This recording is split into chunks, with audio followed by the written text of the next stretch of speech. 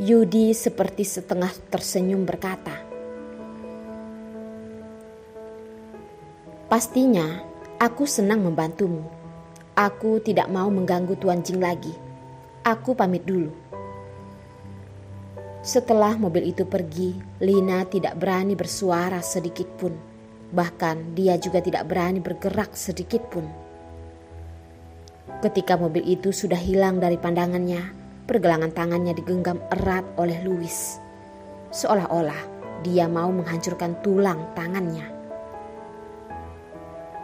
Louis menariknya masuk ke dalam mobilnya dan Thomas dengan canggung tidak mengatakan apapun dan segera menyetir meninggalkan tempat itu. Tatapan Louis amat dingin. Hatinya sama seperti gunung yang mau meletus. "Bilang, kamu gak pergi ke rumah Lin. Jadi tadi kamu kemana? Kamu seharian gak pulang. Kamu gimana bisa sampai ke Jalan Sutra? Kamu tahu gak betapa bahayanya di sana? Masih berani ke sana? Kalau kamu bohong, aku pasti akan membuatmu membayar atas semua ini." Jari Lina bergemetaran. Dia tidak bisa berkata-kata. Dia sudah hamil. Dia tadi pergi ke rumah sakit. Lina tidak berani menatap Louis. Ketika aku mau pergi ke rumah Lin, aku naik bus umum. Tapi aku terlalu ngantuk, jadi aku ketiduran. Ketika aku bangun, aku baru sadar aku sudah kelewatan stasiunnya. Pas aku melihat jam, hari sudah mau malam. Aku awalnya mau naik taksi pulang.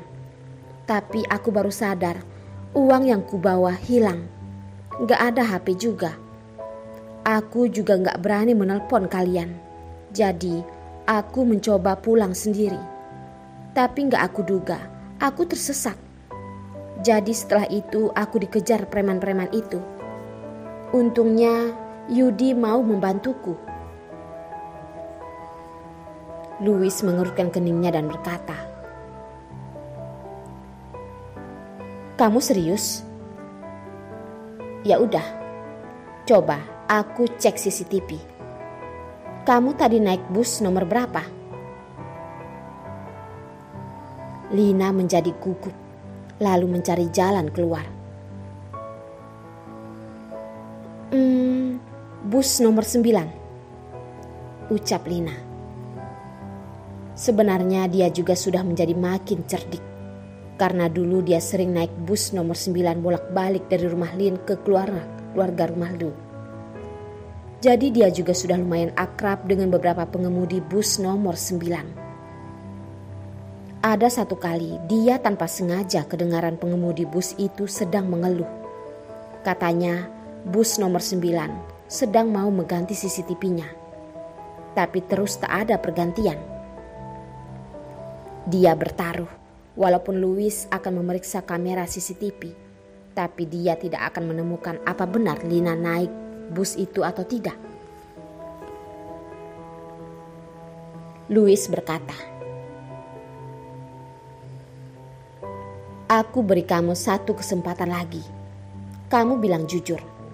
Aku mungkin akan mengampunimu." Bagaimana mungkin Lina tidak gugup? Tapi dia berusaha keras untuk tetap terlihat tenang. Dia tidak berani mengatakan yang sebenarnya. "Yang ku bilang itu benar. Aku gak bohong sama sekali." Pria ini mengeluarkan aura yang begitu dingin dan menekan. Tapi Lina tetap menghadapinya. Ketika aura gelap ini terus menekan mental Lina, tiba-tiba terdengar suara dari perut Lina. Lina dengan canggung segera memegang perutnya sendiri. Dari semenjak dia pergi ke apotek tadi, jiwanya menjadi kosong. Dia juga tidak ingat untuk makan lagi. Dia juga tidak menyangka di saat ini perutnya akan bersuara kelaparan. Ketika Louis mendengar suara perutnya, tatapannya yang tadi dingin itu pun menjadi sedikit hangat. Ketika tadi belum menemukannya, apalagi saat dia melihat Lina turun dari mobil Yudi, emosinya benar-benar sudah memuncak. Tapi ketika berhadapan langsung dengannya, emosinya dengan cepat menurun dan berubah.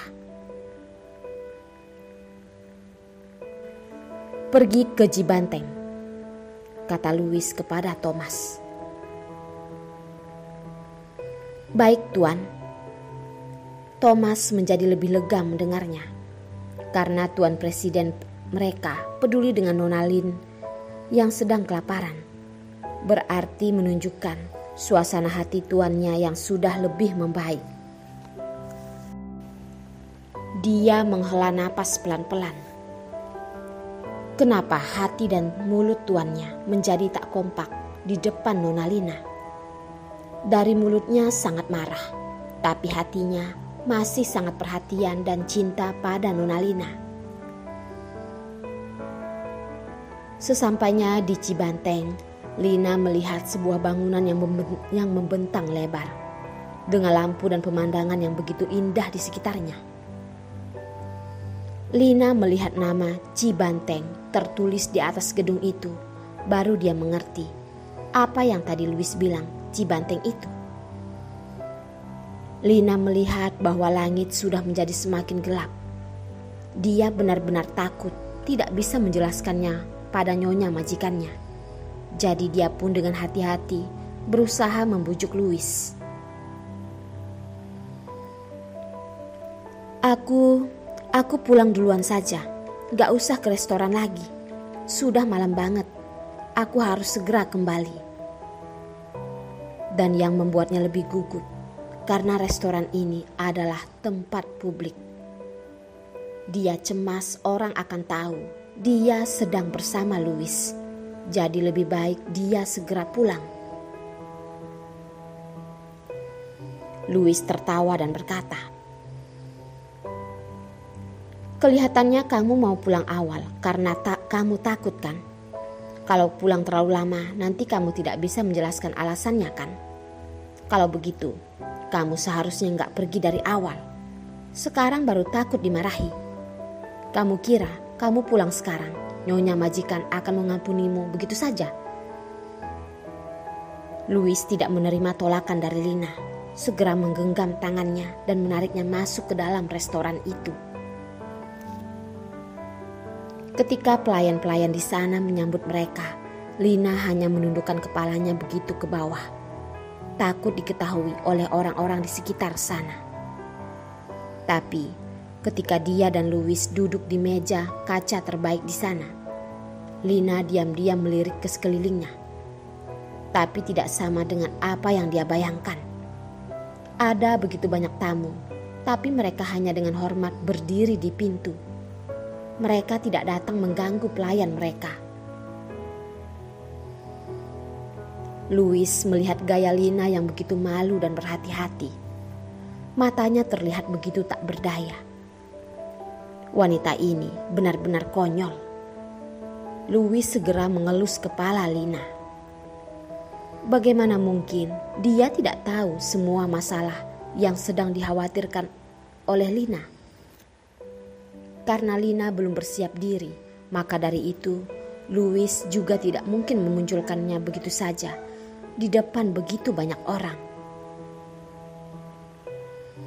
Seluruh restoran ini sudah direservasi oleh Louis. Pemilik dari restoran ini secara pribadi datang menghampiri mereka dan tidak berani menatap Lina untuk banyak kali. Dia tahu aturan dengan baik. Dia tidak boleh bertanya terlalu banyak dan memberitahu dunia luar. Semuanya harus dirahasiakan. "Tuan Jing, ini adalah daftar makanan spesial yang telah kami luncurkan hari ini. Anda boleh melihatnya dulu. Jika Anda ingin memesan makanan ekstra, koki kami akan siap melayani Anda. Kalau Anda memiliki persyaratan khusus, silakan beritahu kami." Louis berkata dengan ekspresi kosong. "Mau beberapa makanan penutup. Semua makanan jangan ada yang pedas. Rasanya lebih ringan sedikit. Pemilik restoran itu tampak terkejut, tapi dengan cepat dia mengerti kenapa Louis memesan makanan yang bukan adalah seleranya. Harusnya untuk menjamu wanita istimewa yang dibawanya hari ini. Lina berpikir, kebetulan sekali selera pria ini sama dengan seleranya sendiri. Setelah hidangan pertama disajikan, beberapa hidangan disajikan lagi berturut-turut. Ketika Lina memegang pisau dan garpu sedang bersiap untuk memotong stik, tapi baru memotongnya sebentar, dia menyerah karena terlalu repot dan gerakannya sendiri juga tidak terlalu mahir. Dia terbiasa makan makanan Cina. Namun, Lina diam-diam melirik ke arah Louis. Pria ini benar-benar berbeda darinya. Dia juga sedang memotong stik, tapi gerakannya begitu elegan dan sempurna. Apalagi dikombinasikan dengan wajahnya, terlihat begitu enak dipandang, asalkan dia tidak tahu sifat buruknya. Benar saja, dia dengan Louis memiliki dua dunia yang berbeda. Bahkan gerakan makannya saja dapat terlihat aura dan kebiasaannya yang berbeda. Louis adalah orang elit, sedangkan Lina hanyalah seorang yang ingin hidup seperti orang biasa. Siapa sangka, tatapan Lina seluruhnya tertuju ke arah mata Louis, dan ini disalahartikan